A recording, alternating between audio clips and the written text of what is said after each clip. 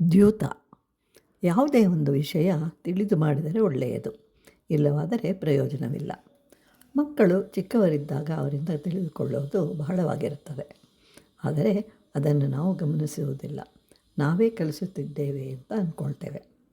ಮಾನ, ಅವಮಾನ, ಶೀತೋಷ್ಣಗಳು, ಸುಖ ದುಃಖಗಳು ಇವೆಲ್ಲವುಗಳನ್ನು ಬಿಡಬೇಕು.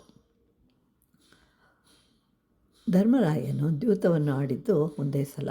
ಅದು ಸಭಾಪರ್ವದಲ್ಲಿ. ಇಡೀ ಮಹಾಭಾರತದಲ್ಲಿ ಇನ್ನೆಲ್ಲಿಯೂ ವ್ಯಾಸರು ಬರೆದಿಲ್ಲ.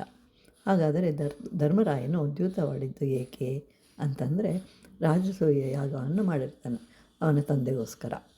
ಶಿಶುಪಾಲ ವಧೆ ಆಗುತ್ತೆ. ಎಲ್ಲರೂ ತಮ್ಮ ತಮ್ಮ ಮನೆಗಳಿಗೆ ಹೊರಟರು. ಕೊನೆಗೆ ವ್ಯಾಸರು ಹೊರಟಾಗ ಧರ್ಮರಾಯನು ವ್ಯಾಸರನ್ನು ತಡೆದು ಇನ್ನೂ ಕೆಲವು ದಿನಗಳು ಇರುವಂತೆ ಕೇಳಿಕೊಳ್ತಾನೆ. ಆಗ ವ್ಯಾಸರು, ನಿನಗೆ ಎಲ್ಲವೂ ತಿಳಿದಿದೆ. ರಾಜಸೂಯ ಯಾಗ ಮಾಡಿದ ಬಳಿಕ 12 ವರ್ಷಗಳು ಕಷ್ಟಗಳು ಎದುರಾಗುತ್ತವೆ. ಆದರೆ ಅವುಗಳನ್ನು ಎದುರಿಸು, ಬದಲಾಯಿಸಲು ಪ್ರಯತ್ನಿಸಬೇಡ, ಸಿದ್ಧನಾಗಿರು, ಯುದ್ಧವೂ ನಡೆಯಬಹುದು ಅಂತ ಹೇಳ್ತಾರೆ. ಆದ್ದರಿಂದ ಧರ್ಮರಾಯನು ಏನೂ ಉತ್ತರವನ್ನು ಕೊಡದೆ ಒಪ್ಕೊಳ್ತಾನೆ.